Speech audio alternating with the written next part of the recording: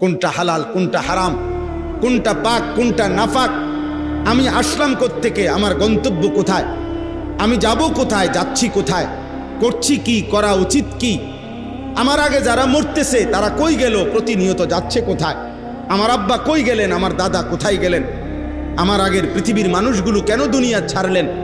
কেউ মরতে চায় না, কেউ থাকতে কেন পারে না, কেন পারে না, এরা যাচ্ছে কোথায়, এরা হারাচ্ছে কোথায়, এই সবটুকু ভাবনা বুঝ দেমাগ আল্লাহ তাআলা মানুষের আকলের মধ্যে বুঝার মতো সক্ষমতা দিয়েই আল্লাহ তাআলা আকলটা দিছেন।